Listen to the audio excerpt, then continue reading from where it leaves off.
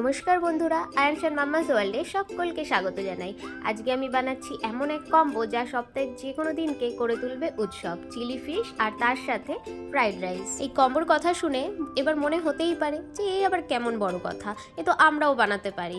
কিন্তু না, আজকে এর মধ্যেও একটা স্পেশাল ব্যাপার আছে। সেটা কি বলতো? আজকে চিলি ফিশটা পুরোই পেঁয়াজ আর রসুন ছাড়া বানানো হবে। তো আজকের সবচেয়ে ভালো লাগার বিষয় হলো এই চিলি ফিশটা বানানো হচ্ছে একদম পেঁয়াজ রসুন ছাড়া, তবুও স্বাদে একটুও কম না, পুরো টপ ক্লাস। পেঁয়াজ রসুন ছাড়াই চিলি ফিশ এত টেস্টি হতে পারে এটা না বানালে বিশ্বাসই করা যাবে না।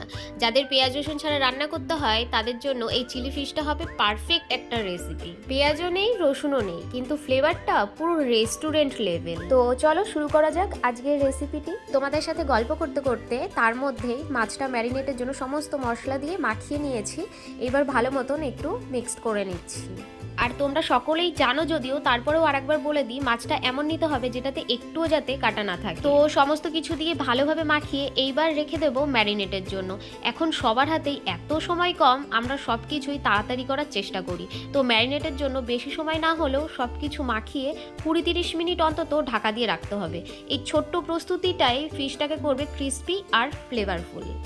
তো আমি 30 মিনিট পর ঢাকনাটা খুললাম আর এরপর কর্নফ্লাওয়ার আর ময়দাটা দিয়ে ভালো করে মাখিয়ে নেব। যারা পেঁয়াজ রসুন ছাড়া বেশিরভাগ রান্না করে তারা তো এই রেসিপিটা হয়তো জানবেই, কিন্তু যারা কোনো সময় পেঁয়াজ রসুন ছাড়া রান্না করেইনি তাদের জন্য আশা করি অনেক হেল্পফুল হবে এই ভিডিওটি।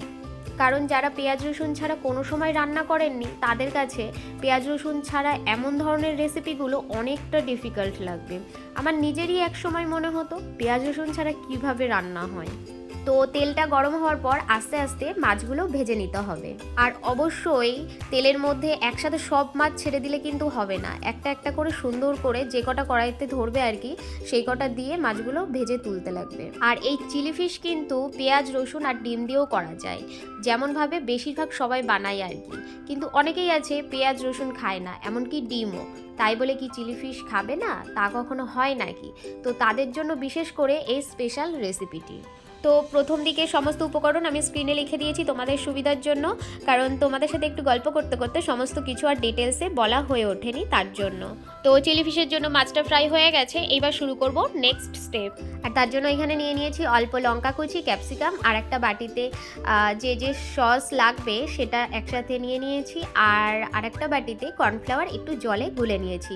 তারপর কড়াইতে অল্প তেল দিয়ে তেল গরম হওয়ার পর লঙ্কা আর ক্যাপসিকাম দিয়ে দিলাম, আর অল্প একটু আদা কুচি দিয়ে দিলাম। আরেকদিকে যে বাটিতে আমি সমস্ত রকম সস নিয়ে নিয়েছিলাম সেটা আমি আরেকবার ভালো করে মিক্সড করে নিলাম। তারপর কড়াইতে ফ্রাই করা ফিশ দিয়ে দিলাম। এরপর একটু নেড়েচেড়ে যে সসটা রেডি করে রেখেছিলাম সেটা দিয়ে দিতে হবে। আর এরপর কিছুক্ষণ কন্টিনিউ এই একটা কাজই চলবে, কি আর কাজ, সেটা হলো খুন্তি নাড়া। সমস্ত উপকরণ এক এক করে দিয়ে খুন্তি দিয়ে ভালো করে নেড়ে চেড়ে মিক্স করতে হবে। তো সসটা দিয়ে আমি ভালো করে মিক্স করে নিলাম। এরপর অল্প একটু লেবুর রস দিয়ে নিলাম, আর তারপর অল্প পরিমাণে গোলমরিচ গুঁড়ো। এরপর আবারও খুন্তি দিয়ে ভালো করে নেড়েচেড়ে সমস্ত কিছু মিক্সড করে তারপর যে কর্নফ্লাওয়ারটা একটু জল দিয়ে গুলে রেখেছিলাম ওটা দিয়ে দিলাম। তো যাই হোক, গল্প এখানেই শেষ নয়, ভুলে গেলে চলবে, প্লেটটা চাই সঙ্গী। চিলি ফিশের সাথে যদি থাকে এক প্লেট ফ্রাইড রাইস তাহলে স্বাদটা আরও জমে যাবে। চিলি ফিশ আর ফ্রাইড রাইস এই দুটো যেন একে অপরের সেরা সঙ্গী।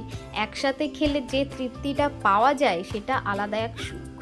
হালকা মশলার আর ঝাল ঝাল চিলি ফিশ আর নরম রঙিন ফ্রাইড রাইস সাথে মিলে তৈরি হয় একটা সম্পূর্ণ মন ভরা প্লেট। আর দুটো মিলেই যেন ছোট্ট একটা ফুড ফেস্টিভ্যাল। আর যাই হোক, ফ্রাইড রাইসের রেসিপিটা নিয়ে তেমন কিছু আর বললাম না, কেন কি ছোট থেকে শুরু করে সকলেই মোটামুটি এই রেসিপিটা বানাতেই পারে। আর ভিডিওটা আমি তোমাদের কাছে এমনভাবে তুলে ধরছি যাতে কোনো রকম উপকরণ বা কোনো কিছু বোঝার তোমাদের কোনো রকম অসুবিধা না হয়। আর আমি ফ্রাইড রাইসে ঘরে যে যে সবজি ছিল সেটুকুই দিয়েছি। এখন যেহেতু সপ্তাহের শেষের দিক, তাই সবজির অবস্থাও তাই। তো যাই হোক, তোমরা এতে ফুলকপি, বিনস, আরও নানান কালারের ক্যাপসিকাম দিতে পারো, তাতে দেখতেও সুন্দর লাগবে আর স্বাদও সেই হবে। তো দেখতেই পাচ্ছ কড়াইতে আগে কাজুটা হালকা ফ্রাই করে নিলাম, তারপর কিশমিশ আর তারপর মটরশুঁটি। আর তোমরা কাজু কিশমিশ বা নানান সবজি যেগুলো ফ্রাইড রাইসে দেওয়ার আছে সেইগুলো কিন্তু তেল বা ঘি যে কোনো একটার মধ্যে দিয়ে ফ্রাই করে নিতে পারো। আমার কাছে তো মনে হয় ঘিতে যদি ফ্রাই করে নেওয়া হয় তার টেস্ট যেন আরও দ্বিগুণ বেড়ে যায়, কিন্তু অনেকেই আছে ঘিয়ের স্মেল সহ্য করতে পারে না, ঘি পছন্দ না, তো তারা অবশ্যই তেলেই ফ্রাই করবে। কিন্তু আমার কাছে মানে আমার বক্তব্যটা আমি আর কি জানাচ্ছি যে আমার ঘিতেই ফ্রাই করতে বেশি ভালো লাগে। তো যাই হোক, দেখতেই পারছো যে সমস্ত কিছু কমপ্লিট, এবার শুধু মিক্সড করার পালা।